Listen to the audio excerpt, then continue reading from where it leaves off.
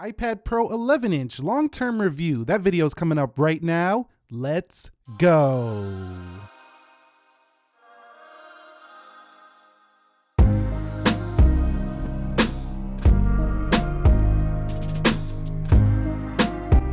So what is up, guys? Nick here, helping you to master your technology, and welcome to my iPad Pro 11-inch long-term review. Now, we are shooting this video in wide angle, so we might be a little bit wider and might look a little bit different than our typical video here. But I've had this tablet for about 3 months now, and I really wanted to use it long-term because a lot of people are buying these to maybe replace a MacBook or in place instead of buying like a MacBook Air, for example, as they are around the same price point. So my goal of this video is to explain to you my experience and if this can be maybe the product to replace that. And if not, you can at least get some information around what this product is for. Okay, guys, so let's talk about the new updated design of the iPad Pro. Now, this is like the dream iPad when it comes to its design, besides the fact that it's not as structurally sound as we would like. Yes, it does have that fragile feel like you've seen on some other videos around the interwebs that have been bending this iPad and it just snaps like a tin can. So yes, it definitely does feel that way when you get it. You're gonna feel like you want this in a case immediately. But what you're gonna love is the all-screen design here. It's just really a work of art here comparatively to the older iPads, and it really feels a lot like the 10R when it comes to the bezels around the edges. But I really like this design so much that I wonder, why didn't they put the notch here, like no notch here on the iPhones? They could have just did this design and give us a little bit of a thicker bezel for the iPhone like this. It would have been a better design to me than the current one with the notch, but that's just my opinion here. On the rear, you see a camera bump right there, and it's got an overall more squarish design that's kind of reminiscent of the older iPhones, like the iPhone 5, the 5S, the SE, those devices. So people who really enjoyed that design will love this new iPad. Very clean, minimal, and very light and thin. So yes, with that thinness comes an illusion that sometimes it might even look bent, even if it's not. It's really hard to even tell. So I was looking at it like crazy, and you could see mine is not bent. But if I do a little angle, you might be looking to try to find that bend. So overall, I love the design of this iPad. It is a little scary when it comes to that little bending thing. It does kind of feel like that could happen. So just get a structurally sound case on this product and don't be rough with it, and it'll be fine, as mine has been fine for the past 3 months. Okay, so let's talk about the display here with the iPad Pro. In my experience, I really loved how bright this display gets. It gets extremely bright. It even looks a little brighter than my MacBook, to be quite honest with you. Now, it has 120 Hz ProMotion, and because it doesn't have a home button anymore, it almost feels like you just took the display off a MacBook and now you have it in your hand in just a smaller form factor. With Face ID, it also has a feature over, say, a MacBook, in that you can open this up with your face, and it works pretty well. So check this out.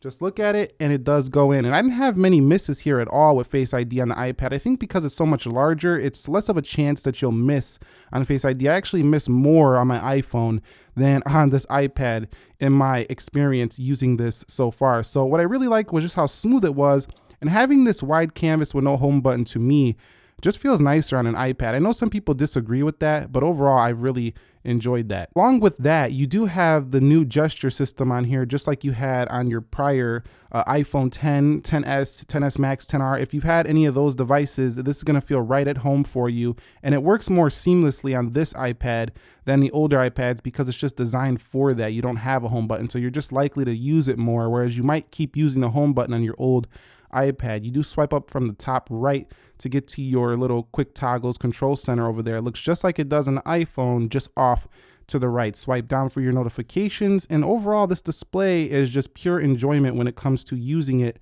for the daily basis of doing stuff. I really just enjoyed this display quite a bit. Even though it's not an OLED screen, which I would like to see in future iPads, this display is pretty much perfect for tablet use. It just feels like this should have been here a couple years ago already for iPad. Okay, so this is the case I primarily had this iPad in, and to discuss software, I'm gonna keep it in this case. If you're wondering where you can pick this up at, I'll leave a link down below. It's a pretty awesome case by a company named Fintai. I don't have any affiliations or sponsorships with this company, just simply Amazon affiliate link down below, which helps me get a little kickback if you do decide to pick this case up. It's an awesome case. Here's why.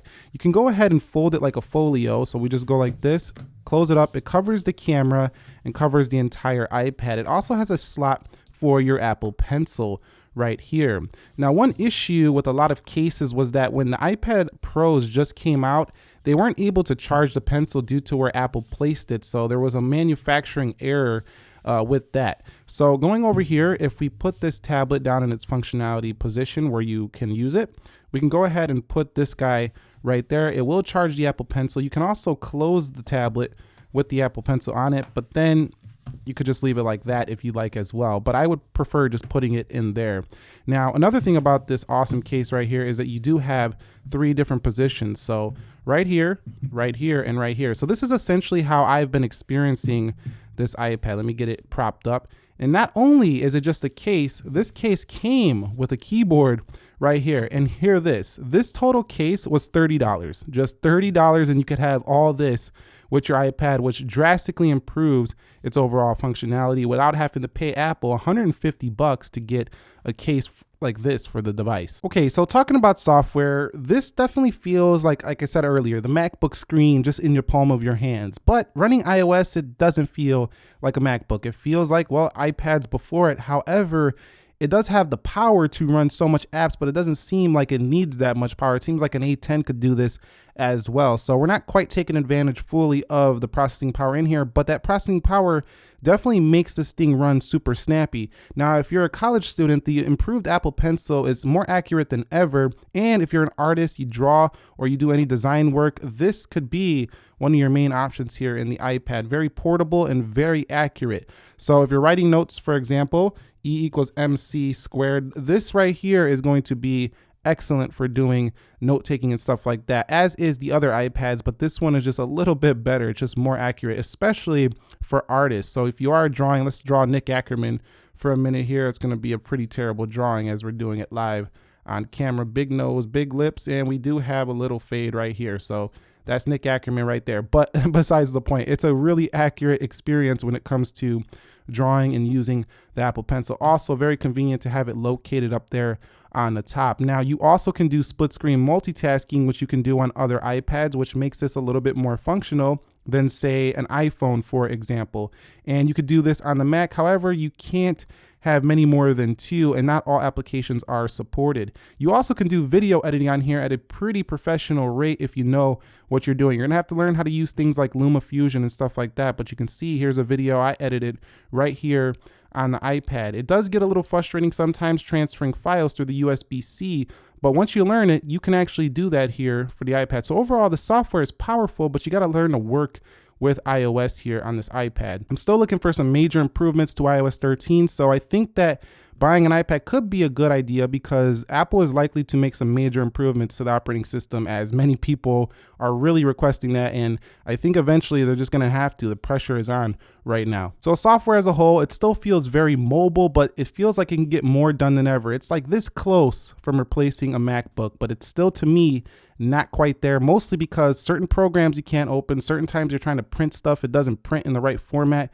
It's little things like that. And sometimes transferring files for video editing and photo editing can be a little bit of a pain, but there is workarounds. You just got to learn how to work with the iPad. So I want to brush on performance just a little bit. I've never seen a product so fast in my life when it comes to an iPad as the iPad Pro 11 and 12. These things are lag free, 100% super smooth, like those 120 hertz displays on your gaming monitor. So if you're into gaming, the GPUs are monsters on here.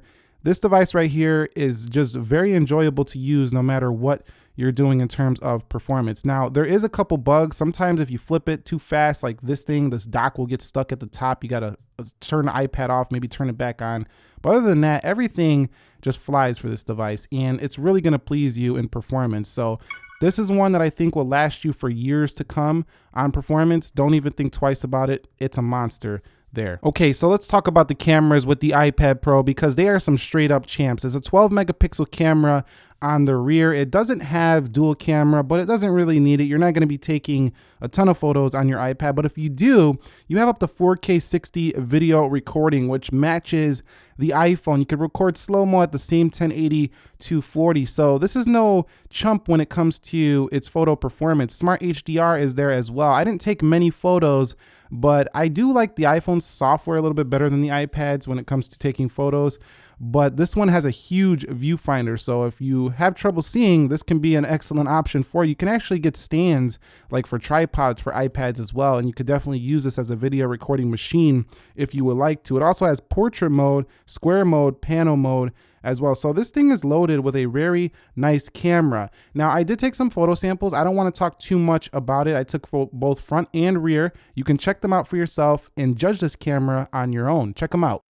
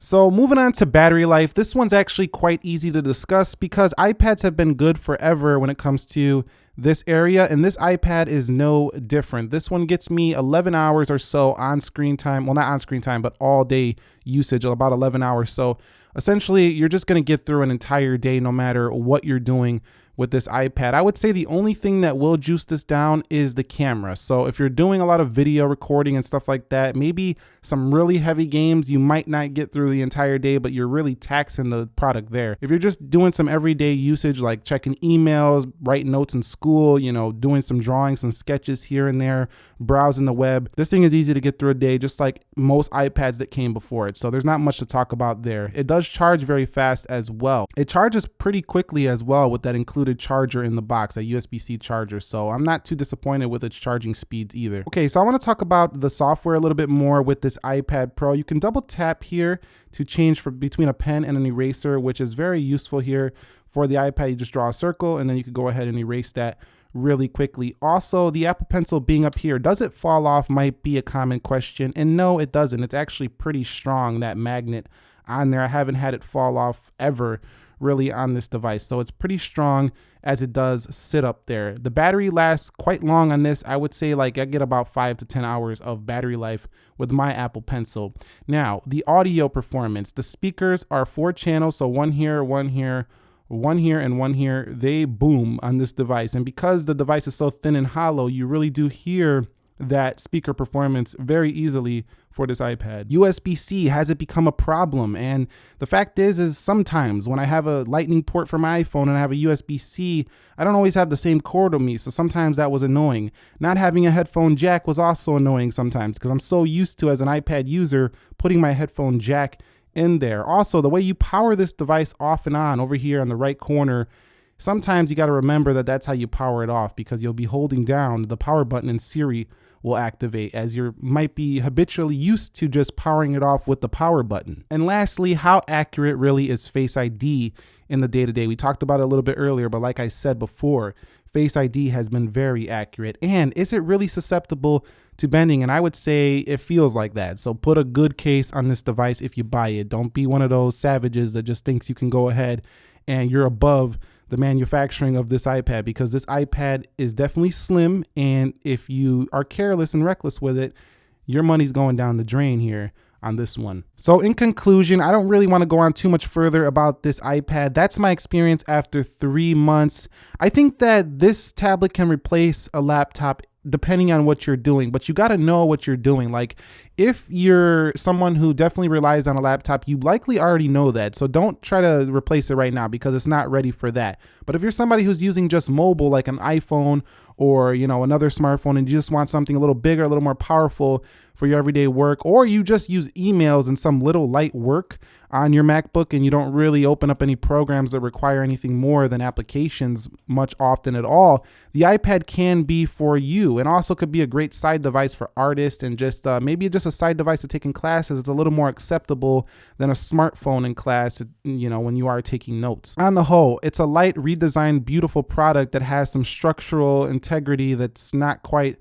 up to older iPad standards due to Apple's obsession with thin. So put a structurally sound case on here. Get a screen protector, as the screen can definitely get damaged quite easily. Register your face and take advantage of the new Face ID, which is pretty accurate in most situations, especially on the iPad. And enjoy some great games because the GPU is a powerhouse. Enjoy the 120 Hz True Tone display, which definitely is super accurate and the best I've ever seen on a tablet. In terms of prices, they are raising them. They're actually a little higher in some storage configurations than iPhones, which is kind of a first for iPad because iPhones were always pretty much higher than iPads due to their mobile functionality. You can get these with LTE that will raise the price a little bit more, but is it worth it to buy an iPad? And I would say if you want one of the best iPads money can buy, absolutely. I think if you know how to take advantage of this device, you will be stunned with this overall product. So yes, you can tell that I'm very happy with my iPad Pro 11 because I've actually got a lot of work done even for this channel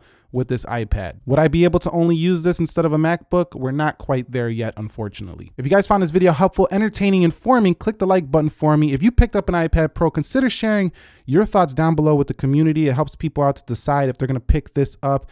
Thank you very much for watching. Subscribe if you haven't already. I will catch you all in the next one. Be sure to be well, and peace.